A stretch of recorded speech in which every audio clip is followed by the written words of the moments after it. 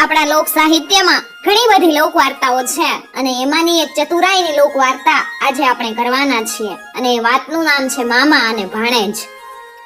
ખોડીદાસ પરમારે પોતાની બુક મુખપાટીની લોક કથાઓમાં આ વાતને સ્થાન આપેલું છે. એક હતી રંડવાળ ડોશી, એને એક દીકરો તો એકનો એક હાથ ખોટનો હોવાથી બાઈએ એને ભારે લાડ લડાવેલ.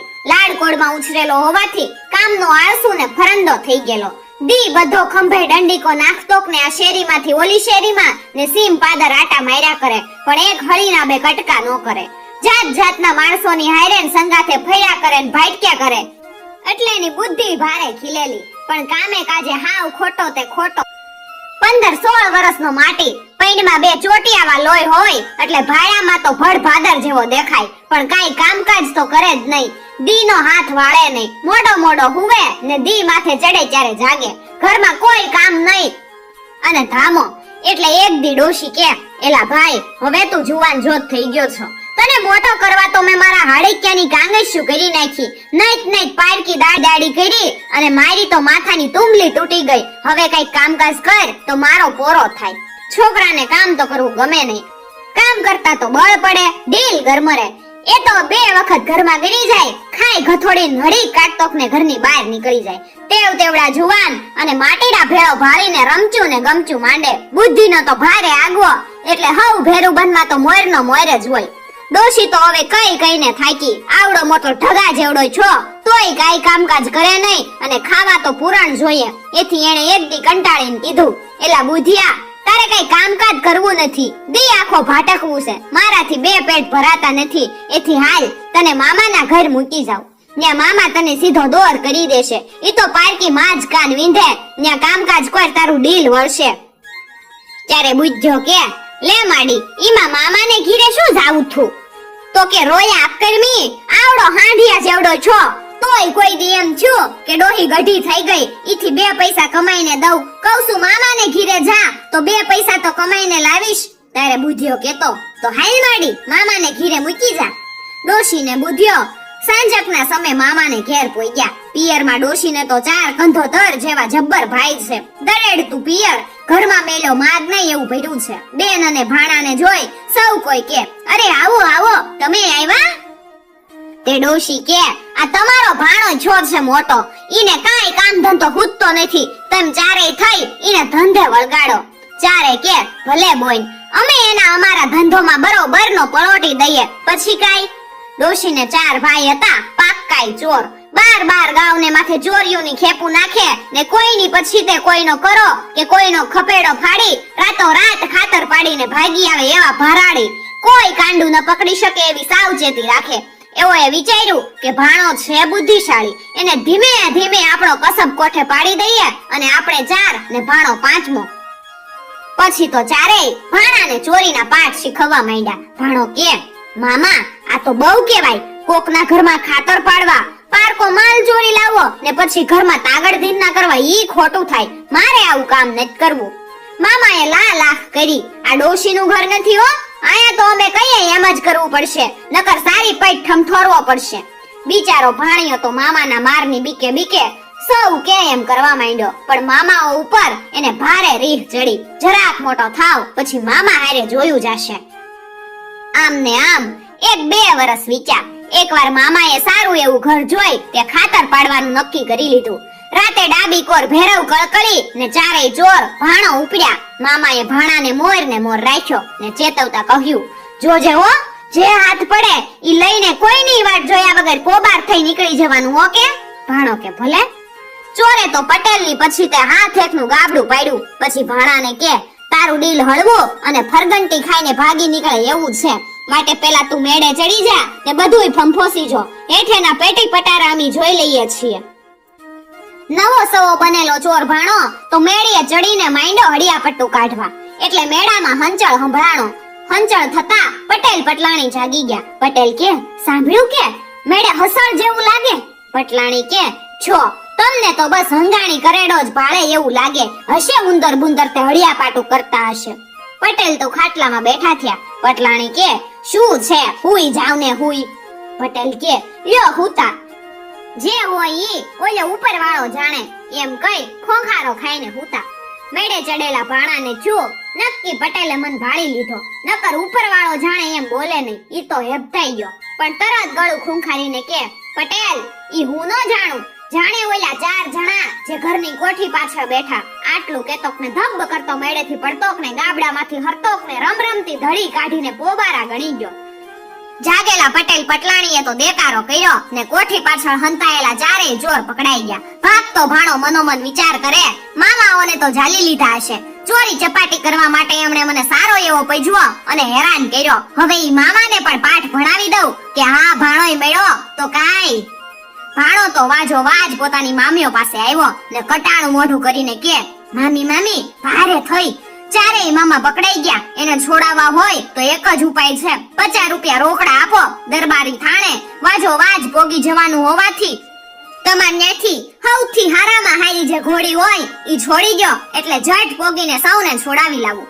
મામીઓએ તો 50 રૂપિયા રોકડા રાણી સિક્કાના ગણી દીધા ને સારામાં સારી ઘોડી ખીલેથી છોડી દીધી. ભાણો તો ઘોડી પલાણ તોક ને ઉતાવળે ભાગી નીકળ્યો. ચાલતા ચાલતા રાત પડી ગઈ. પાસે જોખમ હતું એથી એણે વિચાર કર્યો કે રસ્તામાં જ ક્યાંક રાત રોકાઈ જાવ. ત્યાં એક ગામ આવ્યું. ચોરે આવીને પૂછી જોયું, એલા ભાઈ અહીં રાતવાસો કરવો છે, રાતની રાત સુઈ રહેવા કોઈ ઉતારો આપશે? એ લોકોને ટીખળ સૂજી કે ઠીક લાગશે. ભણાવી ગયો ધનિયા વાળંદને. છે સુમનો દાદો ને ઘોડે સવારને ભાળીને ભલે રાજી થાતો. તે કે છે, ભાઈ નાકની દાંડી પાદરે આયા જાવ. અમારા ધનિયાભાઈ વાળંદ તમને રાતની રાત ઉતારો પડિયારો કરાવશે. ભાણો તો ધનિયાને ઘરે આવ્યો કે હે રામ રામ. તો કે રામ, આ આજની રાત સુઈ રહેવું છે. વાળંદ કે ભલે. આ ઘર સામેનું એક ઢાળિયું છે, એમાં ઘોડી બાંધો ને ત્યાં ખાટલો છે, એ ઢાળીને હુઈ રહ્યો. લ્યો આ ગોદડાના ગાભા. ભાણો કે ભલે લાવો. ભાણે તો ખાટલાની મટાઈ ઢાળી માથે ગોદડાના ગાભા પાથરીને બેઠો. ફાનસના અજવાળે વાળંદના ઘર બાર દેખ્યા. વાળંદ વાળંદી વાળું કરવા બેઠા, પણ આવે તું ને વાળુંનું ન કહ્યું. ભાણે વિચાર્યું કે માળા છે કહદાર, પણ સ્વભાવે સુમના દાદા જેવા લાગે છે. આમ વિચારતો સુઈ ગયો. અડધી રાતે તે જાગી ગયો. ઘોડી ફદ ફદ કરતી લાદની પોદ કરી રહી હતી. ભાણેને છું કે વાળંદને બનાવવાનો એક ભારે મોકો છે. એણે તો ઊભા થઈ મોટા મોટા 7 થી 8 એવા ઘોડીના લીંડોરા હાથમાં લીધા અને તાજા લીંડોરામાં 1 રૂપિયો વચાળના ભાગે ભરાવી દીધો અને ફરી પોદ ભેળા કરી અને એ મૂકીને સૂઈ ગયો. સવારે વાળંદ ને વાળંદી ઉઠ્યા. જાગીને પથારે બેઠીને બેય દાતણ કરવા લાગ્યા કે ભાણો પણ જાગ્યો ને ઉઠતા વેત એ રામ રામ એટલું કહી ઘોડીની લાદ ફંફોસીને વાળંદ વાળંદી ભાળે એમ એક લીંડોરું ભાંગીને માહેથી 1 રોકડો રૂપિયો કાઢ્યો. બીજું ચોથું ભાંગ્યું ને રૂપિયા ગજવામાં મૂકતો ગયો. વાળંદ વાળંદીને તો કૌતુક થયું. બંને એક ઢાળિયામાં આવ્યા અને કે આ શું લાદમાં રૂપિયા? તો કે હા વાળંદ, મને જોવા દેશો? ભાણો કે 2 લીંડોરા વાળંદના હાથમાં આપ્યા. એણે તો 2 ભાંગ્યા અને મારી પાથી રૂપાનો રાણી સિક્કો નીકળ્યો. વાળંદ વાળંદી કે હે આ શું કહેવાય? લાદમાંથી રૂપિયા જડે? ભાણો કે જડે જ ને. આ ઘોડી તો અમારા ગુરુની પરસાઈદી છે. રોજ સવારે એની લાદમાંથી 10-12 રૂપિયા નીકળે ખરા. તારે વાળંદ કે ઘોડી વેચવી છે? તો ભાણો કે એલા ભાઈ, દીકરીના માગા હોય વહુના માગા ન હોય. વાળંદી ભારે ચતુર હતી. તરત રસોડામાં ગઈ અને ભાણાને કે તમે તો રાતે કઈ ખાધું નથી, દાંતણ કરી લ્યો, પછી થોડુંક શીરાવી લ્યો, ત્યાં થોડોક ઘસ્યો કરી નાખું લ્યો. દાંતણ કરીને ભાણો શીરાવા બેઠો. ઊનો લસલસતો ઘસ્યો ભાણામાં જોઈ એને આનંદ થયો. વાળંદી તાણ કરીને પીરસતી ગઈ. ભાણે ખાઈ લીધું. વાળંદે તો શેકેલી સોપારી કાતરી આપી અને બંને વાતુએ ચડ્યા.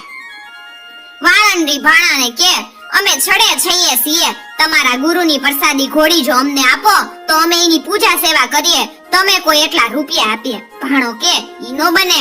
બંને જણા પછી તો કરગરવા લાગ્યા. ત્યારે ભાણો કે રાખો, તમો વલોમાં 1000 રૂપિયા રોકડા આપો, ઘોડી લઈ લ્યો, અને જો ઈ દેવમુની ઘોડી છે ઈને હડરશો નહીં. તમે આશરો આપ્યો અને ભગત માણસો તેથી આપું છું. બીજો હોય તો લાખ આપે તોય નો આપું. વાળંદીએ દોટ કાઢીને ઉખેડ્યા. થોડાક રોકડા ઘટ્યા. ઈને હાટે ઘરેણા આપીને ભાણા પાસેથી ઘોડી લઈ લીધી. ભાણો તો રૂપિયા ઘરેણા લેતો ને માડી પાસે આવ્યો કે લે માડી આ રૂપિયા, કે કેટલા આપું એમ કહી બધુંય આપી દીધું. ડોશી તો ખુશ થઈ ગઈ. લે માડી, મારો પોપટ તો કમાઈને આવ્યો છે ને. કહે ચાંચ ખખેરું કે પાક, એ તો હરખાઈ ગઈ ને લાપસી કરી. ભાણે તો 1 વર્ષનો દાણો દૂણી, તેલ મસાલા બધુંય ઘરમાં ભરી દીધું. વરસ વળોડ્યું. ચારે ચોર છૂટીને ઘેર આવ્યા ત્યારે ખબર પડી કે ભાણો તો 50 રૂપિયા ને એક લોટકી ઘોડી લઈ ગયો. ભારે કરી માળો બુધ્યો. આપણે માથે કલી કરી ગયો ને શું? ભલે ઈ જાતો તો ક્યાં, ઈને ઘેર જઈને રૂપિયા ઘોડી ઓકાવીને નહીં લઈએ.